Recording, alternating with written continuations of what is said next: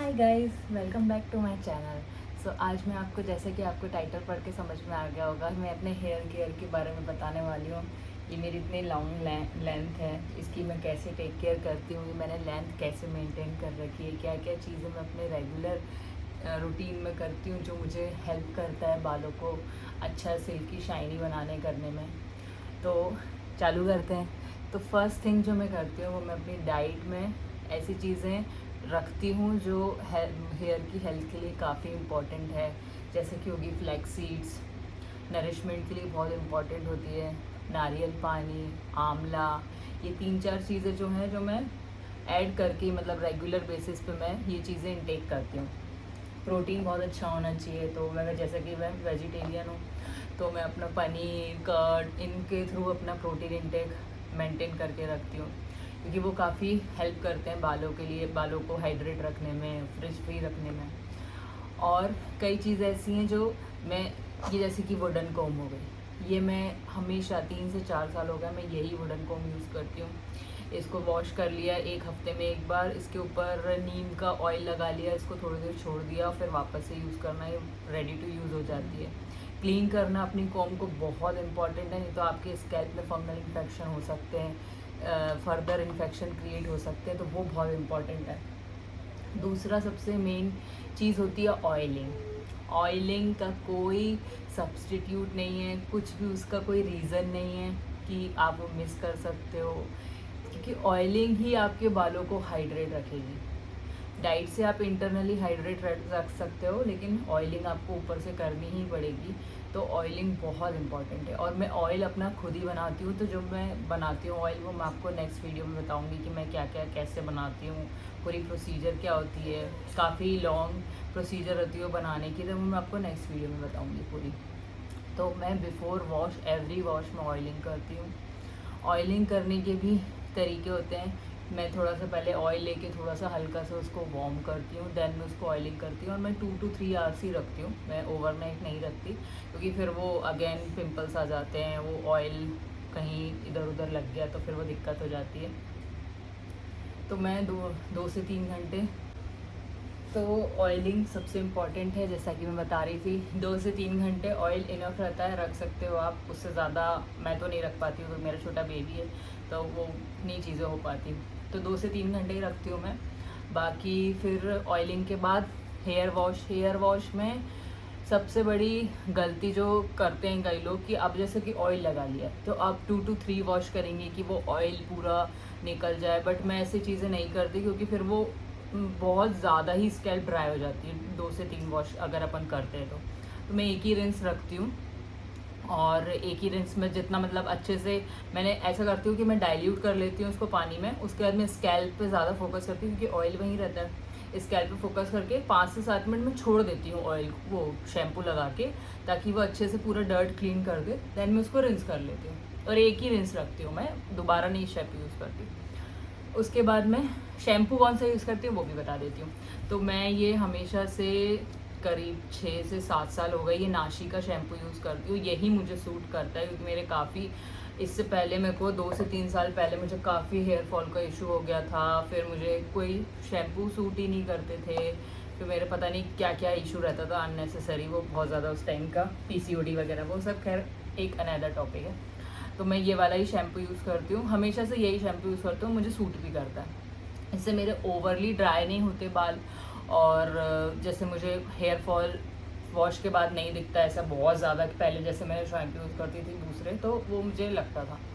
उसके बाद जो मैं मास्क यूज़ करती हूँ, इसके साथ में इसका मास्क नहीं यूज़ करती, ये लॉरियल का मैं स्पा क्रीम है जो यूज़ करती हूँ, और इसको फिर मैं आराम से 5 से 10 मिनट छोड़ देती हूँ लगा के। अच्छे, ये आप क्रीम ऐसी है कि आप स्कैल्प पे भी लगा के छोड़, मतलब इन द सेंस हेयर्स में लगा के, और फिर ये स्पा क्रीम है, तो स्पा क्रीम तो पूरे यहाँ से लेकर पूरी लेंथ तक लगती है, तो मैं अच्छे से इसको स्पा क्रीम को लगा के और छोड़ देती हूँ 10 से 15 मिनट। उसके बाद जब ये एब्जॉर्ब हो जाती है अच्छे से, उसके बाद मैं नॉर्मल पानी से रिंस कर लेती हूँ, दैट्स इट। उसके बाद मैं, मतलब कुछ भी आगे की प्रोसीजर नहीं कि अब दूसरी चीज़ लगाने या तीसरी, कुछ भी नहीं, ये लगा के छोड़ दिया और उसके बाद रिंस कर लिया, दैट्स इट। उसके बाद जो मैं यूज़ करती हूँ वो है, अब बालों को सुखाना कैसे है। तो कई लोग होते हैं वो टॉवेल लेके यूं यूं यूं, वो सब बिल्कुल नहीं करना चाहिए, उससे हेयर ब्रेकेज होते हैं, बहुत डैमेज होते हैं। क्योंकि सबसे ज़्यादा प्रोन होते हैं जब आपके गीले होते हैं बाल, सबसे ज़्यादा तभी टूटने के डर सबसे ज़्यादा तभी होता है बालों का। और अननेसेसरी आप उसमें टॉवेल से उसको इतना तेज झटकारते तो स्कैल्प की मतलब दिक्कत हो सकती है, तो वो चीज़ बिल्कुल नहीं करना चाहिए। माइक्रो फाइबर की टाल्स हो सकती हैं, या आपकी कॉटन की जो चुन्नी होती है वो लेके आप रैप कर सकते हो, या अपनी कॉटन की पुरानी जो टी शर्ट है वो रैप कर सकते हो, कुछ भी इन तीनों में चीज़ों में से कुछ भी आप यूज़ कर सकते हो।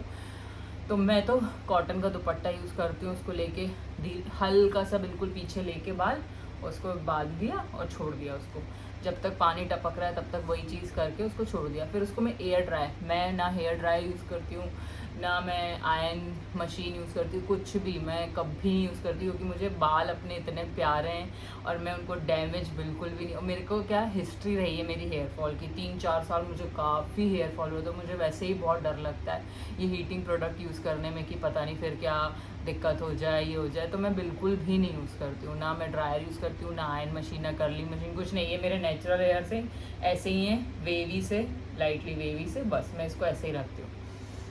उसके बाद जब थोड़े मतलब पानी जो टपकता है वो हो जाता है, उसके बाद मैं ये ओला प्लेक्स का सीरम लगाती हूँ। 2 से 3 ड्रॉप बहुत इनफ रहता है, बहुत इनफ। मतलब ये इतना अच्छा है, इससे बाल इतने अच्छे सिल्की स्मूथ हो जाते हैं, और बिल्कुल जब अपन डिटेंगल करते हैं तो कुछ भी इशू नहीं होता, बिल्कुल मतलब बाल एकदम जितने भी नॉट्स हैं अपने आप बिल्कुल रिलैक्स से आराम से खुल जाती हैं, कोई हार्श कॉम्बिंग नहीं करना पड़ता।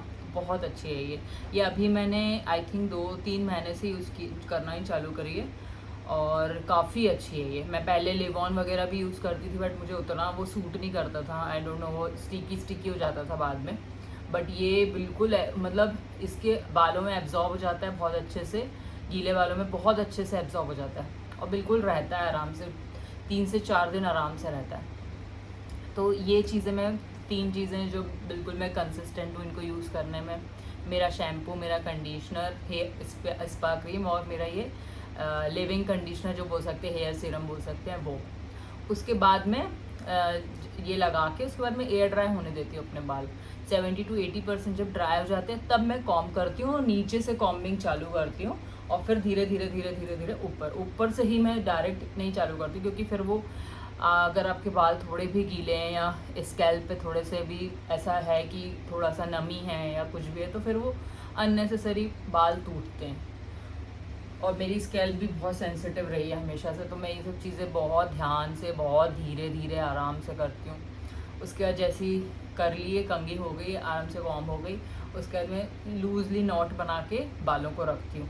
अगर मैं कहीं जा रही हूँ तो मैं हाँ क्लेचर लगा लिए, कर लिया, बाकी फिर मैं मतलब दिन भर अगर रखना है या तो नॉट में ही रखती हूँ, क्योंकि वो कंफर्टेबल भी रहता है बेबी के साथ, और मैं इसे ओपन करके नहीं रखती अगर कहीं नहीं जा रही हूँ, क्योंकि वो मेरे ऊपर ही और फिर बेबी खींचता है तो वो अलग, तो ये सब चीज़ें नहीं हो पाती। उसके बाद में जो हेयर सीरम यूज़ करने चालू करा है अभी मैंने, ये विश केयर का है, ये काफ़ी अच्छा है, इसके रिव्यूज़ भी अमेज़ॉन पर काफ़ी अच्छे। मैंने पहले प्रेगनेंसी के पहले यूज़ किया था, बट मैंने वो छोटी बॉटल ही यूज़ करी थी उस टाइम पे, तो आई डोंट नो, मतलब मुझे उतना समझ में नहीं आया उतना उस टाइम पे कि इसका रिज़ल्ट है या नहीं। बट अभी मैं इसको लेके कंसिस्टेंट हूँ, इसलिए मैंने अभी बड़ी बॉटल भी बुलवाई है, ताकि मैं इसका प्रॉपर ले पाऊँ रिव्यू कि ये वाकई में वर्थ है कि, जैसे यहाँ पे मुझे काफ़ी ऐसा लगता है कि मेरे बाल कम हो रहे हैं, तो मैं इसको जहाँ जहाँ मुझे ऐसा लग रहा है ना कि थोड़ा सा हेयर थिनिंग हो रहा है, मतलब स्कैल्प के साइड, वहीं वहीं मैं अभी इसको अप्लाई करती हूँ। तो अभी 2-3 वीक ही हुए, अभी तो मुझे कोई हेयर ग्रोथ नहीं दिख रही, बट अब दिखेगी तो फिर मैं आपको अपडेट बताऊंगी। उसके बाद मैं ये हेयर सीरम यूज़ करती हूँ वंस इन अ डे, कभी सुबह लगा लिया, कभी रात में लगा लिया, जैसा डिपेंड, टाइम जैसा मिला वैसा हो गया। उसके बाद ये चीज़ें हो गई, प्रोडक्ट वाइज ये चीज़ें हो गई जो मैं यूज़ करती हूँ, कंसिस्टेंटली यूज़ करती हूँ। बाकी मैंने आपको डाइट में बता दिया कि जो मैं स्पेसिफिकली लेती हूँ अपने हेयर्स की हेल्थ को मेंटेन करने के लिए, वो। बाकी नींद जो 7 to 8 आवर्स की होती है, वो अभी मेरी नहीं हो पाती है बेबी की वजह से, हाँ मतलब टूट के हो जाती है, बट ठीक है, हाँ वो हो गया। बाकी एक्स्ट्रा तो मैं सच कुछ भी नहीं करती हूँ कि इसमें मैं मतलब ना मैं हेयर स्पा कराती हूँ ना कुछ भी नहीं। 4 5 6 साल पहले एक बार कभी कराया होगा, वो भी फील लेने के लिए कि क्या है। मेरे को बालों से रिलेटेड मैं बहुत ज़्यादा मतलब मैं बहुत प्रोटेक्टिव हूँ अपने हेयर्स को लेके। तो मैं मुझे ऐसा लगता है कि पता नहीं कोई प्रोडक्ट मुझे सूट ना करे तो अननेसेसरी हेयर फॉल होने लग जाए या मेरे हेयर्स पे कोई इशू हो जाए, तो मैं ये सब चीज़ें बिल्कुल अवॉइड करती हूँ कि जितना हो सकता है मैं घर की चीज़ों से, अपना ऑयलिंग से और यही सब जो अपना रिजीम रहता है मेरा हेयर केयर का, उनके थ्रू ही मैं अपनी हेयर की हेल्थ मेंटेन करूँ। अभी मेरी ये लेंथ है बालों की, तो ऐसे ही मैं मेंटेन करती हूँ ये लेंथ को। तो आई होप ये वीडियो आपके लिए हेल्पफुल रहा होगा। अगर हेल्पफुल रहा है तो मुझे ज़रूर बताइएगा कमेंट बॉक्स में, और मेरे चैनल को ज़रूर सब्सक्राइब करिएगा। और मैं आने वाली वीडियोस में आपको बताऊंगी कि मैं हेयर ऑयलिंग का ऑयल मैं कैसे बनाती हूँ और उसमें क्या क्या डालती हूँ, क्या मेरी प्रोसीजर रहती है बनाने की, वो सभी मैं आपको पूरा डिटेल में बताऊंगी। वो ऑयल काफ़ी हेल्पफुल है। अभी मेरे आई थिंक मुझे ऐसा लगता है जनवरी में, आई गेस, हाँ, काफ़ी इतनी ही लेंथ थी आई गेस। मैं फ़ोटो ढूंढूंगी। और अभी 4 से 5 या 6 महीने में मतलब लेंथ काफ़ी हो गई है। तो वो लेंथ वाइज मतलब अच्छा इम्प्रूव दिखता है उस वो ऑयलिंग से। मेरे को तो काफ़ी हेल्प हुई है वो ऑयल से। तो मैं आपको ज़रूर बताऊंगी वो ऑयल की रेसिपी कैसे बनाना है, क्या क्या डालते हैं उसमें, कैसे हेल्प होता है। तो मिलते हैं नेक्स्ट वीडियो में, तब तक बाय बाय। मेरे चैनल को ज़रूर सब्सक्राइब करिएगा और बताइएगा मुझे वीडियो कैसी लगी, आपके लिए हेल्पफुल है या नहीं। तो ओके बाय।